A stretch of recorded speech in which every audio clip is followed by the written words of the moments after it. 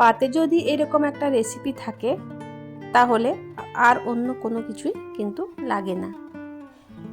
তো নমস্কার বন্ধুরা, আমি ঝুমা চলে এসেছি তোমাদের সাথে আবার একটা নতুন ভিডিওর সাথে। আশা করছি যে যেখান থেকে আমার এই ভিডিওটা দেখছো তোমরা সবাই খুব ভালো আছো। আমিও তোমাদের আশীর্বাদ ও ভালোবাসা নিয়ে অনেকটা ভালো আছি।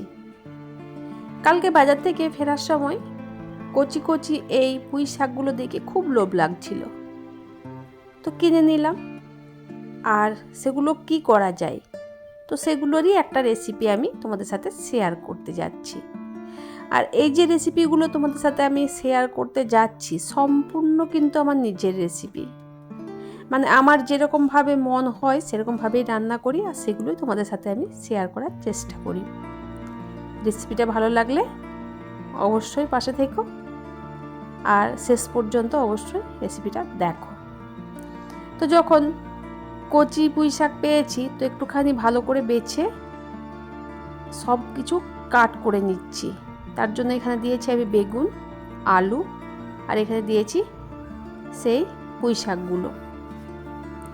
তো ভালো ভালো রান্না তো সবাই করে থাকে, আর এই সব রান্নাগুলো না এখনও যেন কোথায় হারিয়ে যাচ্ছে। বাড়ির মধ্যে একটুখানি শাক, ডাঁটা, চচ্চড়ি এগুলো কিন্তু প্রায়ই এখন খুব কম হয়। তো আমি নিজে যেরকম রান্না জানি সেরকমই তোমাদের সাথে আমি শেয়ার করছি। সেই জন্য দেখো পুঁই শাকগুলো ভালো করে কেটে নিয়েছি, সাথে বললাম যে বেগুন দিয়েছি আর আলু দিয়েছি। এখানে বড়ি ছিল বাড়িতে, সেই বড়িগুলো একটুখানি ভেজে নিলাম। আর বড়ি দিলে এই শাকের রেসিপিটা একটুখানি খেতে ভালো লাগে। তো সেই জন্য দেখো আমি একে একে সব সবজিগুলো এবার ধুয়ে নেব। সেজন্য প্রথমে আমি আলুগুলো ধুয়ে নিচ্ছি, কারণ আলুগুলো আমি প্রথমেই ভাজবো। তো সেজন্য পরিষ্কার করে আলুগুলো ধুয়ে নিচ্ছি। আর কি বলো তো, রেসিপিগুলো এমন কিছু না, কিন্তু রেসিপিগুলো যখন তোমাদের সাথে আমি শেয়ার করছি তখন সেগুলো দুর্দান্ত হয়ে যাচ্ছে। আসলে কি বলো তো, মানুষের মনের ভাবনাগুলো যদি ঠিক থাকে তাহলে কিন্তু সব কিছুই দুর্দান্ত লাগে, তাই না? আর আমি নিজের মনের ভাবনা দিয়ে কিন্তু নিজের ভালোবাসা দিয়ে এই রান্নাগুলো তোমাদের সাথে শেয়ার করে থাকি।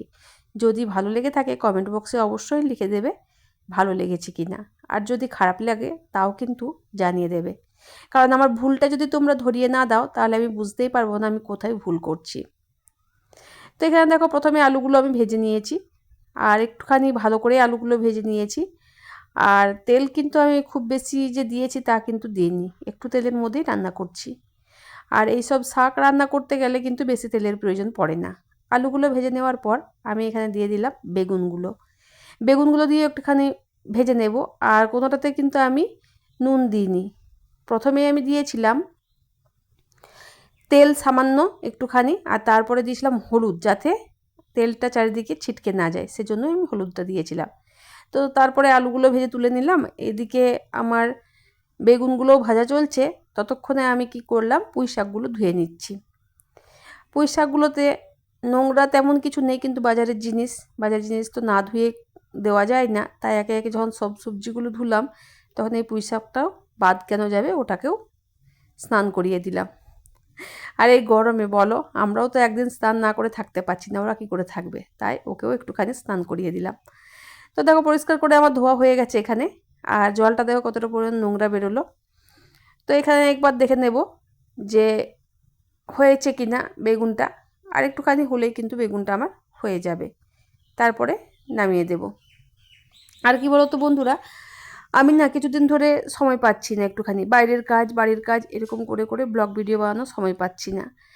আর এখন যেহেতু সকালে মর্নিং ডিউটি করে বাইরে যেতে হচ্ছে মর্নিং ডিউটির জন্য, সেজন্য বাড়িতে এসে কাজ করতে মানে প্রচণ্ড ক্লান্ত হয়ে যাচ্ছে। আমি 12টায় বাড়ি ফিরছি, তারপরে রান্না বান্না বাড়ির কাজ সব করতে হচ্ছে, আর এনার্জি থাকছে না যে তোমাদের সাথে আমি ভিডিও শেয়ার করি।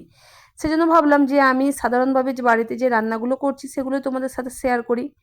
যদি ভালো লাগে তাহলে অবশ্যই তোমরা নিশ্চয়ই আমাকে কমেন্টে জানাবে। এখানে দেখো আর একটুখানি তেল দিয়ে দিলাম। আলু বেগুনটা তো আমার ভাজা হয়েছে, একটুখানি তেল দিয়ে পাঁচফোড়নটা দিয়ে এবার কিন্তু আমি পুঁই শাকগুলো ভালো করে নেড়ে চেড়ে মিশিয়ে নিচ্ছি দেখো। আর আমার এই কড়াইটা খুব ছোট্ট, সেজন্য কোনো অসুবিধাও হয়নি, কারণ পুঁই শাকটাও একটুখানি হবে। আর এই শাক না একটুখানি খাওয়াটাই ভালো। রাতের দিকে তো শাক মানে খায় না কেউ, আমাদের বাড়িতে তো কেউ খায় না, সেজন্য দিনের দিকে যতটা সম্ভব পরিমাণে হয়ে গেলেই ভালো। তো এখানে দিয়ে দিলাম নুন, হলুদ, আর বেশি কিছু মশলা দেব না। এখানে দিয়ে দেব তোমার একটুখানি জিরের গুঁড়ো, একটুখানি মিষ্টি দিলাম, চিনি স্বাদটা ঠিক রাখার জন্য। তো আমি যে কোনো রান্নাতে আমি কিন্তু একটুখানি মিষ্টি দিয়ে থাকি, একটুখানি চিনির দিয়ে থাকি, কারণ স্বাদটা ভালো লাগে। আর এটা আমাদের অভ্যাস হয়ে গেছে, অনেক বাড়িতেই দেখেছি যে রান্নার সময় কিন্তু কোনো চিনি দেয় না, এমনিই রান্না করে। আর আমি মানে যবে থেকে রান্না স্টার্ট করেছি, শ্বশুরবাড়িতে এসেছি, তবে থেকে কিন্তু আমি প্রত্যেকটা সবজিতে কিন্তু আমি চিনি দিয়ে থাকি। এতে কি স্বাদটা ভালো লাগে খেতে। আর এখানে দেখো সব কিছু মিক্স করে আমি বড়িগুলো দিয়ে এখানে সেদ্ধ হতে দিলাম। বেশিক্ষণ সেদ্ধ হবার দরকার নেই, কারণ ডাঁটাগুলো আমি একটুখানি ছোট করে কেটেছি, আর মাঝে মাঝে দুটো করে মানে ভাগ করে দিয়েছি। আর এখানে আলুগুলো তো ভাজতে ভাজতে সেদ্ধ হয়ে গেছে, বেগুন তো হয়ে গেছে। তো এখানে একটুখানি ভালো করে ম্যাশ করে নিচ্ছি চারিদিকে, যাতে ম্যাশটা হয়ে যায়। আর দেখো কি সুন্দর হয়েছে, মানে আমি কি বলবো, আমি তো খুব তাড়াহুড়োর মধ্যে এসে রান্নাগুলো করি, আর সেগুলোই তোমাদের সাথে শেয়ার করার চেষ্টা করি। তাড়াহুড়োর মধ্যেও যে আমি রান্নাটা এত ভালো হয়েছিল, কারণ ভয়েসটা তো আমি পরে দিচ্ছি, তো আমি তোমাদেরকে বলে বোঝাতে পারবো না। রান্নাটা সত্যিই খুব দুর্দান্ত হয়েছিল। আর পুঁই শাক আমার অনেকদিন থেকেই খেতে ইচ্ছে চাইছিল, তো ভাবলাম যখন আমি নিজে খাবো তো তোমাদের সাথেও শেয়ার করি। এই দেখো একটুখানি বাটিতে নিয়ে দেখালাম তোমাদেরকে, দেখো কেমন হয়েছে পুঁই শাক রান্নাটা। যদি তোমরাও এইভাবে না করে থাকো তো বাড়িতে অবশ্যই চেষ্টা করে দেখবে, ট্রাই করে দেখবে, খুবই দুর্দান্ত হয় খেতে। আর আরেকটা কথা বন্ধুরা, আমি এই রেসিপিতে কোনো লঙ্কা দিইনি, তোমরা চাইলে কিন্তু লঙ্কা দিতে পারো। তো চলো বন্ধুরা, আজকের মতো টাটা, ভালো থেকো।